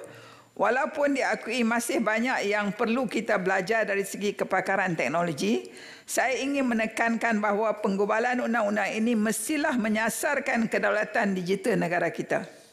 Oleh yang demikian, kuasa melantik pakar keselamatan cyber seharusnya turut memperincikan kriteria yang lebih ketat dan tidak boleh dibuat secara sembarangan. Mohon kementerian nyatakan selain kelayakan dari segi kepakaran pakar yang ingin dilantik, adakah akan dilantik pakar luar negara atau kementerian akan fokus kepada pakar di dalam negara sahaja? Pada pandangan saya, kita harus fokus kepada pakar tempatan kerana saya yakin universiti tempatan berjaya melahirkan pakar bertaraf antarabangsa. Datuk Yang Dipertua, Mengenai isu kedaulatan dan keselamatan negara, saya ingin merujuk kepada satu pepatah yang masyhur, iaitu harapkan pagar makan padi. Ini kerana serangan-serangan cyber yang dilancarkan tidak semestinya dari pihak luar negara, malah boleh berasal dari negara kita sendiri. Serangan-serangan cyber boleh dilaksanakan oleh kumpulan penggodam ataupun hacktivis yang sehingga hari ini belum dapat dijejak dan sukar dijaki. Lebih memburukkan keadaan, ada laporan yang mengatakan bahawa penggodam ini adalah terdiri daripada bekas-bekas kaki tangan dan pakar-pakar yang pernah bekerja dalam institusi digital dalam negara. Ini kerana bekas-bekas kaki tangan ini lebih mengetahui selok-belok dan mampu mengenal pasti kelompongan atau loophole dengan izin dalam sistem kita sendiri. Soalan saya, apakah tindakan kementerian mengenai isu ini dan adakah kementerian akan menjalankan tapisan keselamatan yang lebih ketat kepada kaki tangan yang mengurus sistem teknologi digital di negara kita? Datuk Yang di-Pertua, dalam kita membahaskan RUU ini, saya ingin menarik perhatian Dewan mengenai usaha-usaha yang pernah dilakukan oleh jasa dan sumbangan mantan Perdana Menteri kita yang dahulu, iaitu Yang Berhormat Ahli Parlimen Bera, Datuk Seri Ismail Sabri. Beliau pernah membawa isu mengenai ancaman keganasan ekstrim jenayah cyber semasa mesyuarat ASEAN Rusia yang dihadiri oleh Presiden Putin pada sidang kemuncak ASEAN ke-38 dan ke-39 yang lalu. 1 minit boleh, Tuan? Boleh. Matlamat mesyuarat tersebut adalah untuk mengukuhkan keupayaan keselamatan cyber untuk mengurangkan ancaman cyber di rantau ini. Melalui mesyuarat tersebut juga Malaysia komited untuk menyumbang usaha dalam aspek ini melalui Southeast Asia Regional Centre for Counter Terrorism. Pada ketika itu juga, Cyber Security Malaysia juga merancang untuk menganjurkan inisiatif pembangunan profesional keselamatan digital dan pembelajaran sepanjang hayat ASEAN. Soalan saya, apakah hasil ini mesyuarat tersebut telah mengorak langkah dan penghasilan RUU ini dan apakah perkembangan inisiatif-inisiatif yang dicadangkan dalam mesyuarat tersebut telah diimplementasi dalam kerangka sistem digital negara? Datuk Yang di-Pertua, baru-baru ini juga kita baru saja meluluskan RUU kekebalan bidang kuasa negara asing yang secara lahirnya meliputi serangan atau ancaman yang berbentuk perundangan. Tetapi bagaimana pula dengan serang cyber? Serang cyber atau serangan yang tidak boleh lihat merupakan musuh yang paling bahaya pada zaman ini. Maka dengan itu kerajaan Madani harus membina ekonomi digital yang lebih selamat, yang lebih lestari dan yang boleh memanfaatkan semua rakyat Malaysia. Saya dengan ini menyokong sepenuh rang Undang-Undang Keselamatan Cyber 2024. Terima kasih. Terima kasih YB. Sekarang saya jemput YB Senator Susan Cemaran Ending. Salam sejahtera dan salam Malaysia Madani. Terima kasih Datuk Yang di-Pertua atas peluang yang diberi kepada saya untuk membahas RUU ini. Pertamanya saya ingin mengucapkan tahniah kepada kementerian dan kerajaan kerana mengubal RUU yang sangat diperlukan oleh negara untuk menangani peningkatan ancaman cyber dan melindungi privasi dan keselamatan pengguna dalam dunia digital masa kini. Syarikat Keselamatan Cyber dipetik sebagai berkata bahawa Malaysia disenaraikan sebagai negara ke-8 paling banyak kebocoran data pada 2023 dengan hampir 500,000 juta akaun pengguna Malaysia dibocorkan. Sistem pertahanan kita pula dilaporkan menerima kira-kira 3,000 serangan cyber serta percubaan untuk menggodam setiap hari kebelakangan ini. Ini untuk tujuan termasuk untuk mengintip. Jadi maksudnya keselamatan negara kita juga terancam. Maka dengan adanya undang-undang ini nanti keselamatan cyber kita lebih terjaga sebab antara lain peruntukan di dalam RUU ini mewajibkan entiti yang tertentu melaporkan insiden keselamatan cyber. Dalam RUU ini juga ada diperkenalkan sebuah entiti yang dinamakan Entiti Infrastruktur Maklumat Kritikal Negara. Dalam bahasa Inggeris disebut sebagai National Critical Information Infrastructure Entity, singkatannya NCII. RUU ini memerlukan entiti-entiti di dalam sektor infrastruktur maklumat kritikal NCII ini untuk mematuhi kepada standard-standard dan langkah-langkah khusus dan juga proses-proses tertentu semasa mengendalikan insiden keselamatan cyber. Maka sudah tentu banyak persoalan akan timbul nanti semasa pelaksanaan akta ini. Saya berharap kerajaan akan memberi garis panduan yang jelas dan konsisten untuk masuk standard dan amalan dan prosedur untuk tindak balas insiden ini. Sebab jika standard dan amalan dan prosedur tidak jelas dan konsisten, ini akan menyebabkan kekeliruan dan sudah pasti akan melemahkan keselamatan cyber kita. Peruntukan juga wujud di dalam RUU ini yang mewajibkan entiti NCII ini untuk memberitahu pihak berkuasa jika ada insiden keselamatan cyber yang berlaku seperti yang dinyatakan tadi. Namun jika entiti NCII gagal melaporkan insiden keselamatan cyber tersebut, maka entiti tersebut berkemungkinan berdepan dengan bayaran denda yang agak besar. Peruntukan seperti ini juga perlu dilaksanakan dengan berhati-hati. Yang kita patut cuba hindari adalah perkara yang berpotensi membantutkan perkembangan lanskap digital dan merencatkan inovasi digital negara jika tidak dilaksanakan dengan sebaik-baiknya. Maka sudah pasti juga entiti NCII ini bakal bergelut dengan pelbagai keperluan di bawah akta ini nanti, dan mereka hendaklah memastikan yang mereka sentiasa terkini, up to date dengan izin dalam mematuhi semua kod amalan di bawah RUU ini nanti.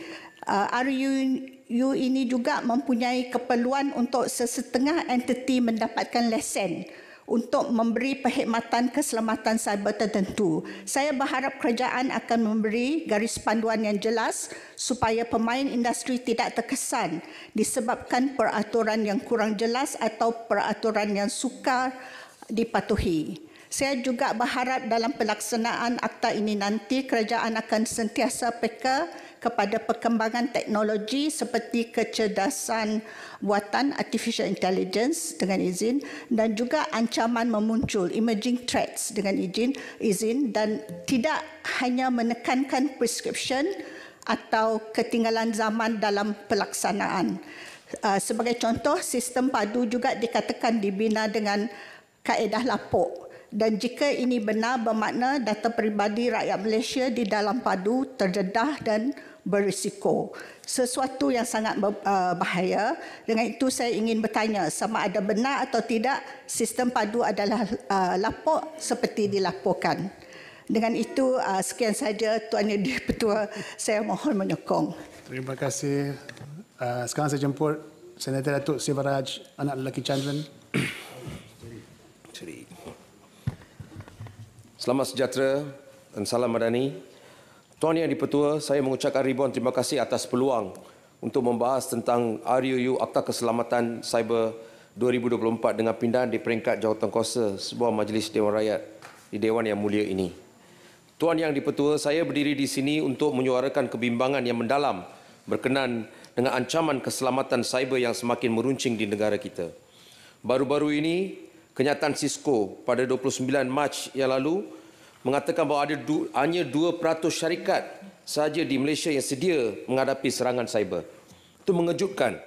Fenomena serangan cyber yang semakin kerap dan canggih telah menyebabkan rakyat berasa kurang yakin untuk berkongsi data peribadi mereka, terutamanya dalam program-program seperti padu yang diumumkan oleh kerajaan. Ini bukanlah hanya isu kekurangan kepercayaan terhadap kerajaan, bukanlah hanya isu kekurangan kepercayaan terhadap kerajaan, tetapi lebih kepada kekurangan kepercayaan kepada sistem keselamatan cyber itu sendiri. Tuan Yang di-Pertua, sebagai langkah pertama, kita harus menegakkan keselamatan negara. Ini melibatkan pelindungan yang teliti terhadap infrastruktur maklumat penting negara seperti sektor tenaga, kewangan dan kesihatan daripada serangan cyber. Tanpa keselamatan yang kukuh dalam dunia cyber, kita berisiko terdedah dengan ancaman besar. Kedua, pendekatan yang berdasarkan risiko perlu diambil kira. Ini bermakna bahawa tindakan keselamatan cyber yang diambil haruslah seimbang dengan risiko yang dihadapi. Sebagai contoh, sektor-sektor yang dianggap lebih sensitif seperti kewangan dan kesihatan mungkin memerlukan perlindungan tambahan berbanding dengan sektor-sektor yang kurang kritikal. Ketiga, ketulusan dan accountability adalah penting. Sebarang polisi atau peraturan yang dibuat perlu melibatkan proses yang telus melibatkan semua pemegang taruh yang berkepentingan. Ini termasuklah menyediakan garis panduan yang jelas tentang pelampuran insiden keselamatan cyber dan langkah-langkah yang diambil untuk mengatasinya. Datuk Seri Yang di-Pertua, saya ingin mengambil peluang ini untuk melontarkan berfikiran untuk mendapatkan penjelasan daripada pihak kementerian berkenaan dalam beberapa perkara. Pertamanya, saya ingin bertanya berkenaan dengan tafsiran infrastruktur maklumat kritikal negara. Apakah ia hanya melingkungi kerajaan dan agensi-agensinya? Saya lihat dari jadual Seksyen 4 muka surat 50, memang ada tersenarai di sini sektor infrastruktur maklumat kritikal negara. Ada 11 sektor kerajaan termasuk perbankan pula. Saya mau puasa. Kewangan, pengangkutan, pertahanan, keselamatan negara, maklumat komunikasi dan digital serta perkhidmatan, jagaan kesihatan, air, pembentungan, pengurusan sisa, tenaga, pertanian dan perladangan dan lain-lain. Dan juga sains, teknologi dan inovasi. Maksudnya ada uraian amat jelas namun boleh lagi ditekankan oleh pihak kerajaan. Datuk Seri Yang di-Pertua, selain itu peranan Jawatankuasa Pilihan Khas Keselamatan dan Komunikasi perlu dipertimbangkan untuk menjalankan sema dan imbang dalam melaksanakan Undang-Undang Keselamatan Cyber. Ini akan memastikan pelbagai sudut pandangan dipertimbangkan sebelum membuat keputusan yang penting dalam bidang keselamatan cyber. Kementerian Digital juga perlu terlibat dalam memperkukuhkan ekosistem keselamatan cyber dengan melibatkan agensi sedia ada, pemegang taruh dalam kerajaan, sektor swasta, pakar-pakar dalam industri. Ini termasuklah kerjasama dengan Pusat Kecemerlangan Keselamatan Cyber dan pengembangan kemahiran sumber manusia dalam bidang keselamatan cyber. Datuk Seri Yang di-Pertua, saya ingin bertanya apakah kedudukan peranan cyber security Malaysia in this context, dengan izin. Dalam konteks RUU ini, di mana kedudukan cyber security Malaysia? Bolehkah cyber security Malaysia dilantik sebagai agensi teknologi utama dalam membantu NACSA? Kerana seingat saya, pada suatu ketika dulu, mungkin sebelum rang undang-undang ini, kita ada NACSA melakukan dasar dan peringkat operasinya. Itu kalau tak semua itu sebahagian besar daripada yang dilakukan oleh Cyber Security Malaysia. Pelantikan pakar keselamatan cyber juga harus dilakukan dengan teliti untuk mengelakkan konflik kepentingan dan kelemahan dalam pelaksanaan Undang-Undang Keselamatan Cyber. Cyber Security Malaysia juga perlu dilibatkan sebagai agensi utama dalam membantu NACSA dalam usaha memperkuatkan keselamatan cyber negara. Keselamatan cyber bukanlah isu yang boleh diabaikan. Dengan jumlah kes jenayah cyber yang semakin meningkat setiap tahun, adalah penting untuk kita mengambil langkah-langkah proaktif untuk melindungi negara, rakyat daripada ancaman cyber yang semakin kompleks. Melalui Undang-Undang Keselamatan Cyber yang kukuh dan pendekatan yang holistik, kita dapat memastikan bahawa Malaysia terus maju ke arah transformasi digital yang selamat dan berdaya tahan. Dengan ini, Tuan Datuk Seri Yang di-Pertua, saya menyokong rang undang-undang tersebut. Terima kasih, Datuk. Sekarang saya jemput Rabi Senator Michael Mujah Lihan.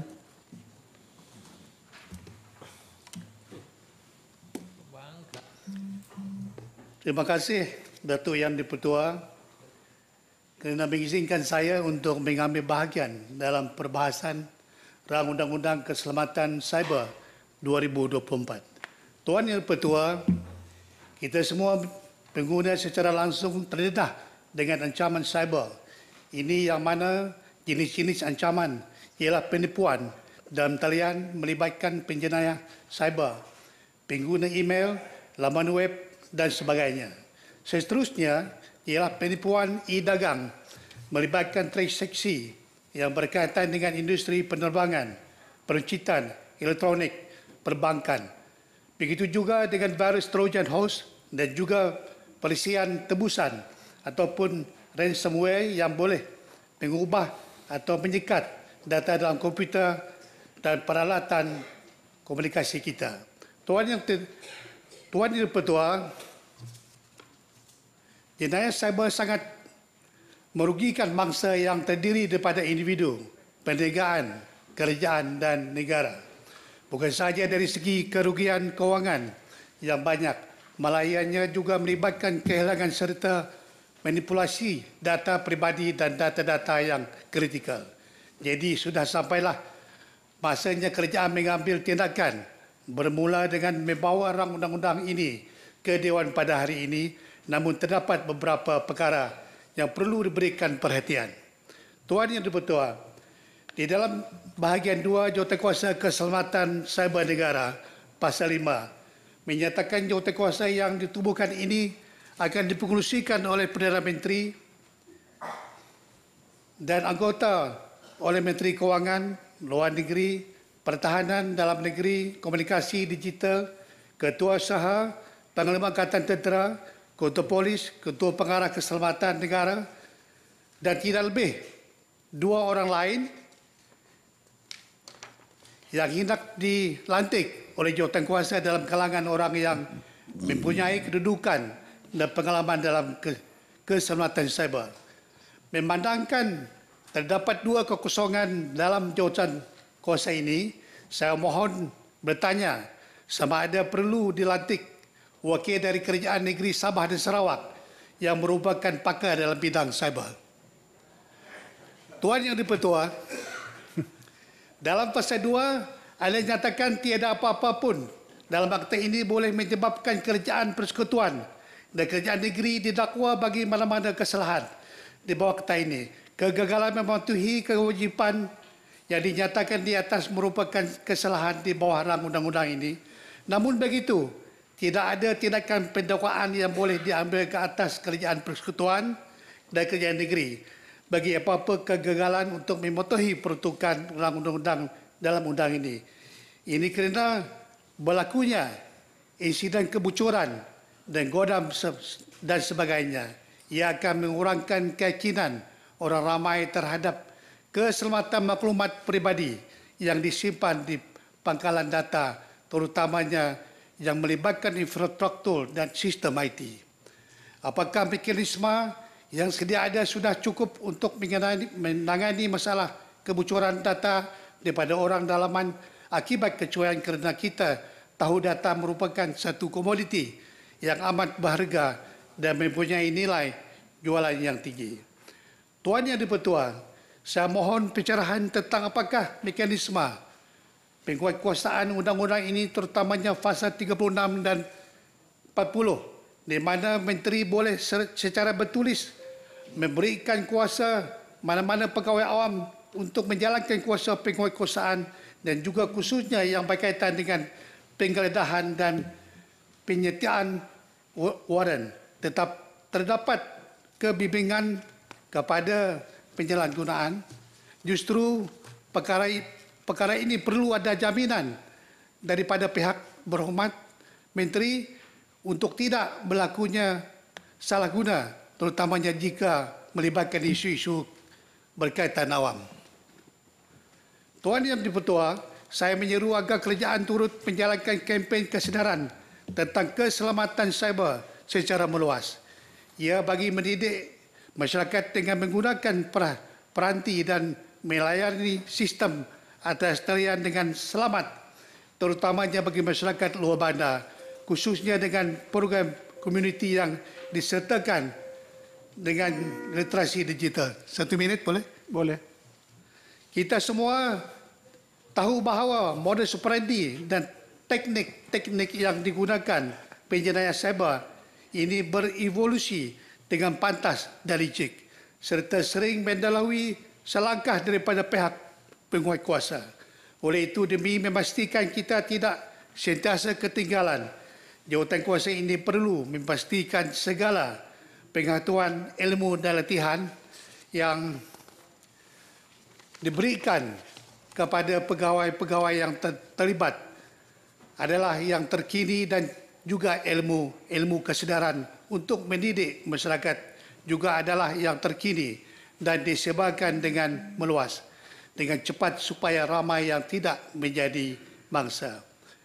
Akhir sekali, masalah harapan rakyat agar dengan RUU Keselamatan Cyber 2024 ini dapat menyelesaikan dan membendung isu jenayah cyber seperti penipuan dan talian, jenayah atas talian sebelum ianya menjadi bara yang merancangkan ekonomi negara.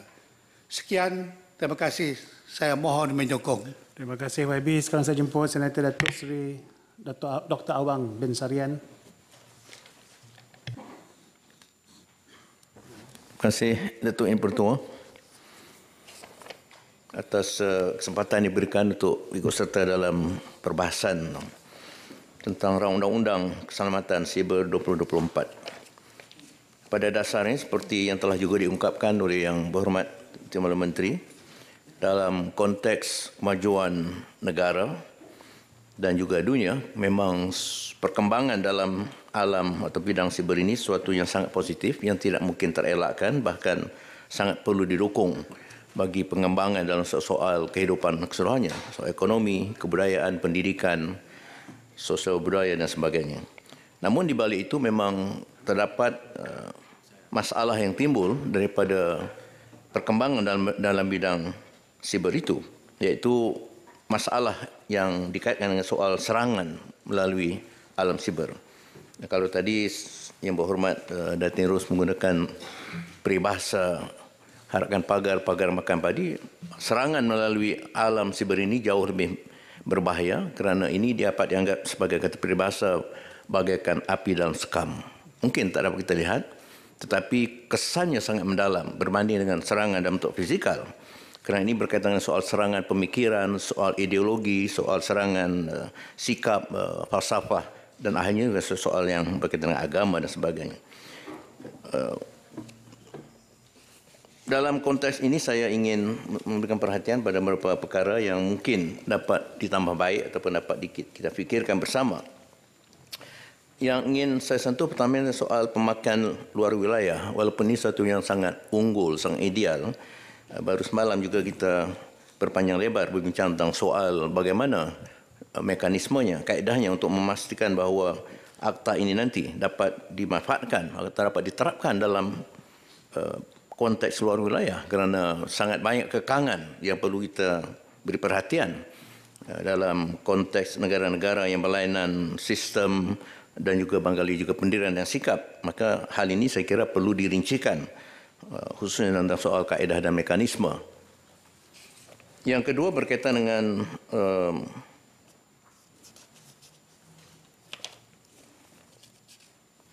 jawatan kuasa keselamatan siber negara. Saya kira kita tidak ada masalah tentang struktur yang melibatkan anggota-anggota jawatan kuasa daripada Perdana Menteri sebagai pengerusi dan menteri yang berkaitan dengan tanggungjawab tertentu yang relevan dengan fungsi itu. Namun tentang L itu barangkali pada khidmat saya barangkali lebih tepat kalau kita guna istilah yang profesional. Kerana kalau soal kedudukan, barangkali seorang ketua agensi atau pengarah sebagainya mungkin dalam konteks birokrasi, tapi belum tentu profesional dan ada pengetahuan dan ilmu yang mendalam tentang soal-soal berkaitan dengan soal siber ini. Maka pada khidmat saya lebih baik kita katakan tidak lebih 2 orang yang profesional dalam bidang berkaitan dengan alam siber ini. Saya ingin menyentuh juga soal operasionalnya, berkaitan dengan soal mesyuarat jawatan kuasa. Agak kabur pada saya bila dikatakan perlu mengadakan mesyuarat seberapa kerap. Sebab kerap ini agak kabur. Barangkali lebih baik dikatakan mungkin sekurang-kurangnya kalau mesyuarat jawatan kuasa jemaah menteri mingguan, adakah sekurang-kurangnya setiap minggu ataupun dua minggu sekali atau bagaimana? Ataupun kekerapan itu didasarkan pada keperluan yang mendesak pada suatu ketika. Datuk Yang Dipertua, seterusnya yang ingin saya sentuh ialah soal yang berkaitan dengan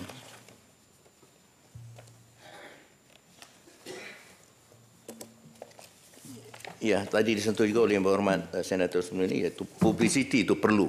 Artinya penyebaran maklumat tentang akta atau undang-undang ini dan juga keperluan untuk masyarakat mempunyai kesedaran yang tinggi tentang kaedah-kaedah bagi mengelakkan serangan siber ini. Maka itu institusi pendidikan, terutama institusi pendidikan di peringkat sekolahan dan IPT juga sekiranya harus dilibatkan dengan mendalam dalam soal promosi dan publicity bagi membendung serangan siber ini. Yang akhirnya saya menutup bahawa kita banyak selama ini undang-undang yang digubal, tapi kadang-kadang berlaku kekangan tertentu dalam pelaksanaan. Jadi saya harap undang-undang ini tidak akan menjadi satu lagi undang-undang tetapi tidak terlaksana dengan baik apabila timbul masalah birokrasi dan pelaksanaan. Jadi Datuk Yang Pertua, demikianlah ucapan perkataan saya dan saya mohon menyokong rang undang-undang ini. Terima kasih. Assalamualaikum. Terima kasih YB. Sekarang saya jemput YB Senator Surandi Saad.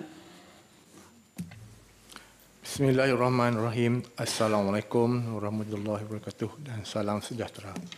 Terlebih dahulu saya ucapkan terima kasih kerana memberi peluang kepada saya untuk sama-sama berbahas pada hari ini berkaitan rang undang-undang keselamatan cyber.